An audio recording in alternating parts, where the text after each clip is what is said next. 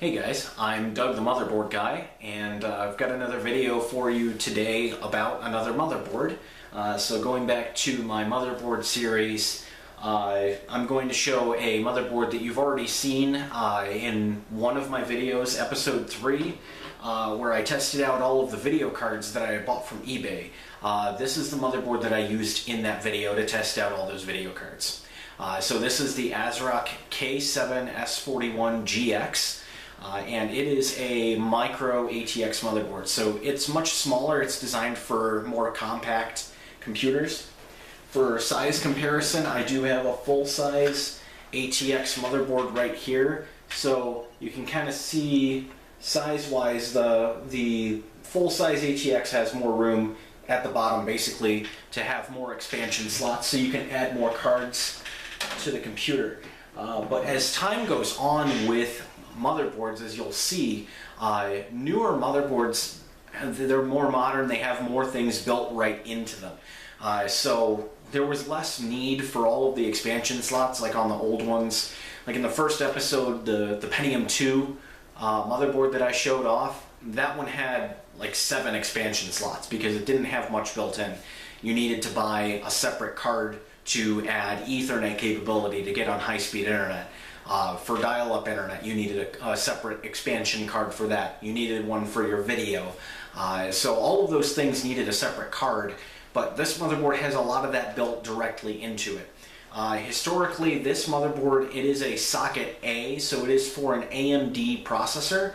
And I have a couple examples of those I'll show off in a couple of minutes, but as far as time frame goes, this socket, the socket A for the processor on this motherboard, was released around 1999-2000, and that is when AMD started making socket processors that had all of the cache memory built directly into the chip. The cache memory is where the computer tries to store everything that it thinks you're going to access right away, so that it's right on the processor, ready to access really quick. The memory, the RAM, is the next place that it'll look if it doesn't have what you need in the cache memory. So as far as ports go on this motherboard, we'll start there just like usual. So your ports on here, you have your keyboard and mouse ports for PS2. That's for older style. Although when this motherboard was made, the round PS2 plugs were very common still for your keyboard and mouse. You have a parallel port for older printers, older zip drives, scanners, stuff like that. Underneath here we have a VGA port. So this is an example of more things being built directly in the motherboard. This VGA port, that's where you plug in a monitor. So this has directly built-in video, so you don't actually have to add a separate video card. Although you can if you want to play 3D games and stuff like that. But this has basic video capability built directly into the motherboard. So you buy this motherboard and a processor and some memory, you've got the main components for a computer. Over here, this is a little bit more modern than the other motherboard that I had shown, and so it has the 4 USB ports built directly in, and then above this set we have an Ethernet port. It has the capability to directly connect to a high-speed internet connection or to a router. And then we also have a built-in set of sound ports. At the bottom here we have the headphone, microphone, and line-in jacks. And then on the top here we still have a MIDI/game port. Old-style joysticks, steering wheels for games, stuff like that would plug in there. And it also has MIDI capability, so if you have an electronic music keyboard, it would plug in there. You could connect that to a wavetable for high-end music rendering, things like that. So that's all built into this. And then on the face of the motherboard, what we have built directly in, we have the processor socket, so that is where you would put in the processor. And then we have the memory slots right here. These are for regular DDR memory. And then power connection in the top corner. And that is just a single 20-pin connector, so this doesn't take as much power as some of the newer motherboards, like the one that I just showed off in episode 2 for the Athlon 64. This came directly before that, and it doesn't take quite as much power. So then below that we've got the IDE connections for your hard drives, and your CD drives and things like that, they plug in there. Bottom corner, this is where we have the front panel connections to connect to, you know, keyboard, not the keyboard, the case buttons, so the power reset buttons, the lights on the case, that would all connect into that corner. And then expansion slots, we have a single AGP slot. That's where I plugged in all the video cards for episode 3.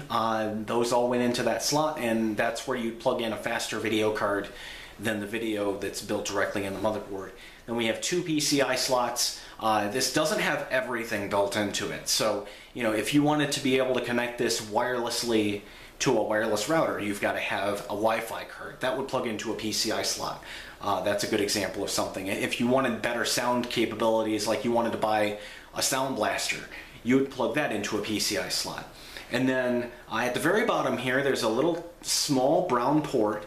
That is called the AMR slot. That is Audio Modem Riser slot. There were very few expansion cards made for that, but what that was for very cheap dial-up modems. That's why it's called the Audio Modem Riser. A lot of pre-built systems made by Dell, HP, Compaq, Gateway, those would all use AMR cards to get the dial-up modem in, just because they were cheaper. You could produce a card for that slot much cheaper. So the processors they made for this type of motherboard, for socket A, you had the Athlon and Duron. Those came out in 1999. And then later on, after Windows XP came out, they started making the Athlon XP processor to, you know, marketing-wise say this is good for Windows XP. And then later on, they made the Sempron processor, which was a less expensive version of the Athlon XP. And so the processors that I have to show today that went with that motherboard, I do have an Athlon XP. This is an Athlon XP 2600 Plus. That's the other thing to mention. The naming capabilities, the naming conventions for this. I have a Sempron. This is a 2200 Plus. They gave these names to compare them to the equivalent Pentium 4 or Celeron at the time. So your Athlon XP 2600 Plus, they're saying this chip is as fast as a 2.6 gigahertz Pentium 4 or faster. But the clock speed on this chip is only 1.93 gigahertz. Now, were their claims correct? Pretty much. I mean, this chip was a lot more efficient than the Pentium 4. You could get more speed out of a lower clock. So even though this was only 1.93 gigahertz, it was as fast as a 2.6 gigahertz Pentium 4. The Pentium 4 was just less efficient, and Intel was kind of trying to make it so that their processors would be able to go higher in clock speed, but at the cost of efficiency. So you got Pentium 4s going above 3 gigahertz in clock speed, but they weren't really that fast. I mean, Athlon XPs only went up to 2.2 gigahertz clock, but they were as fast as most of the real fast Pentium 4 chips. So that's a 2600 Plus Athlon XP, and then I have the 2200 Plus Sempron, and they're saying that's as fast as a 2.2 gigahertz Celeron processor to compare to the Sempron. It's very similarly named, so you can kind of figure out what they're trying to compare it to. This processor runs at 1.5 gigahertz, and they say it's as fast as a 2.2 Celeron, which is true. It is as fast as that, if not a little faster. Now, very late in the socket A lifetime, AMD still had this platform around. They still had a use for it. When they came out with the Athlon 64, that was a very expensive platform. It cost a lot for the chipset, it cost a lot for the processors, it was brand new, and so it cost a lot. So in order to get their chips into more systems for things that were used for cash registers and ATMs, you know, things that you don't really think about, but they do have a computer in them. AMD released a different processor for that, and I have an example of that here. This is an AMD Geode processor. This is based on the Athlon XP. And if you go into the settings in your computer and you look at what it calls this, most motherboards will call this an AMD Athlon XP Mobile. So this is designed to take less power to use, and it produces less heat because it's made for enclosed spaces like inside of cash registers, ATMs, kiosks, things like that. This runs at a 1.4 gigahertz clock speed, but it only takes 15 watts to run this. Where the AMD Athlon XP processors, those could take 70, 80 watts to run. So this is a much more efficient chip. It's designed for those types of applications, and because it's so low power, you don't have to have a humongous amount of cooling. You can have a lower speed fan on this, so it's good for quieter computers. The other draw to this is if you're into playing old PC games, this is one of the only chips that was configurable for the speed. So your other chips, your Athlon XPs, your Semprons, you couldn't clock them down in speed. So if you had a Sempron 1.5, it was locked at 1.5 gigahertz. The only way to make it run slower was to lower the system bus speed on the motherboard, and you could only lower it by so much.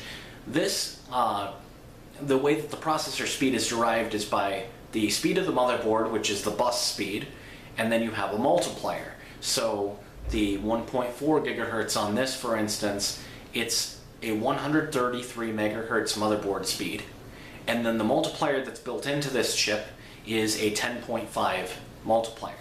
That can be lowered on this chip. It cannot be lowered on other like Athlon XPs and Semprons, but you can set this to a lower multiplier speed. So you can leave your motherboard at 133 and you can lower your multiplier to something like a 3x instead of 10.5 times. So a 3 times multiplier on this, you wind up with a 400 megahertz processor, and that's a lot more suitable for things like playing games from Windows 95 or Windows 98, or maybe even some games that were made for DOS. Those would all work on this, and instead of having to find an old motherboard for like an original Pentium, that it's really hard to find ones that still work because they're so old, you can buy a motherboard like this one that I've just shown and a Geode processor and set up the multiplier so it runs slower. And then you wind up with a computer that can run really old software, and even if it's clock speed sensitive, you know, if it runs incorrectly on really fast processors and like the game is just going way too fast for you to be able to do anything, it'll run correctly on a processor like this that's set to a lower speed. So I'm going to set this up so we can see it turn on, show what it says on the screen, and we'll be back. Okay, so we have the motherboard all set up here. I have the motherboard with the Athlon XP 2600 Plus processor installed. I have 2 pieces of memory installed. They're 2 512 megabyte pieces of DDR, so it's a total of 1 gigabyte of memory. I have it set up with a power supply, and I have the built-in video attached to the monitor. So we actually have a higher tech power on device this time. I have a button from a case. So I've got that hooked up. I'm going to turn it on. And I'm going to hit the pause button when we get something on the screen here so I can show you something. So we have the, let me zoom in here so it's easier to see this. So we have the Athlon XP 2600 Plus processor, and it's showing the motherboard speed of 166 times the multiplier of 11.5. We had talked about that in the first part of the video. And then the total amount of memory is lower than 1 gig. It's showing like 983,000 kilobytes. So I'm going to Control-Alt-Delete here so we can restart, and we're going to go back into the BIOS so I can show you what's going on with that. So we're going to go hit F2, go in the BIOS here. And so what we have here is the processor, Athlon XP 2600, 1.917 gigahertz. Then below that we've got the total amount of memory, 1024 megabytes with 64 megabytes shared memory.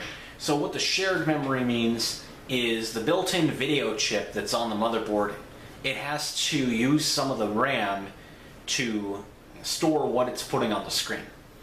Most video cards have some memory built into them, like the ones that I showed in the previous episode. All of those had some memory of their own. Most of them had 128 megabytes. A couple of them had 256 megabytes of their own memory. This built-in video card that's on the motherboard, it has 64 megabytes of shared memory. And I don't know if you can change that on this particular motherboard, but some actually allow you to change that. Mapped memory for graphics data. So here it is. You can change the amount of memory that's being used by the built-in video card. So the built-in video card on this is not very fast for doing things like playing games that are 3D. But if you had a bigger screen, for instance, you'd want to have more memory that's for the video card. So it comes as a default of 64 megabytes. If you're using this with just, maybe spreadsheets or Word documents, going online to look at your email, you could dial this back to 16 megs. And that could be useful if you don't have much memory for your main RAM. So if you only had like a 128 megabyte piece of DDR, you could set this back to 16 megs. Or if you went all out and you maxed out the memory on the system with two 1 gigabyte pieces and you had 2 gigs, you could put it all the way up to 256 for the video card, and it would be better for running higher resolutions on the screen. So that's all a possibility. This motherboard has a built-in monitor for temperature and fan speeds and voltages, all that kind of stuff. And it actually also has a built-in, CPU host frequency. So we can do built-in overclocking. So we could go to manual here and change this bus speed. So we could increase the speed of the motherboard, and that just directly changes the speed of everything else. So you can increase that. You can only increase it by so much and have the motherboard still work, but it's a possibility. So here I've changed the motherboard speed from 166 megahertz to 200 megahertz. And so now our processor speed is no longer 1.9 something, it's 2.3 gigahertz. So now we're running much faster as a base speed than what the processor was intended to run at. And doing this can cause the computer to be unstable. When you're running programs, it might crash, things like that. But hey, it's running right now, and it would run faster for certain things. On an older piece of hardware like this, I don't know that I would necessarily leave it like that while I'm running it, because it's not going to make a huge amount of difference to what the computer can do. Back in the day when this was brand new, this is something that people might do to try to get more performance for less money. The Athlon XP 2600 that I have in here, that probably only cost a lower amount than a higher model than an Athlon XP. They made them up to 3,200. So you could buy a cheaper one and it would run just as fast, if not faster, if you overclocked it. So that's a cost-saving measure you could do. Well, thanks for watching. If you enjoyed the video, make sure to like, and if you want to see more of my videos as soon as they come out and you want to be notified, then make sure to subscribe to my channel. I do have a couple more motherboards that are lined up to make videos about, but I will tell you, spoiler alert, in the next couple of days here I'm going to be receiving another eBay package with a whole bunch of untested parts in that box. I won't tell you exactly what kind of parts they are, but I will tell you there are about 25 to 30 of these things in this box. So we'll see how many of these work. It's a whole bunch of testing that I won't go over on camera, but I will talk about some of the ups and downs of buying untested parts and what you should look out for. And appreciate you watching. Thanks for watching. Take care and have a great day.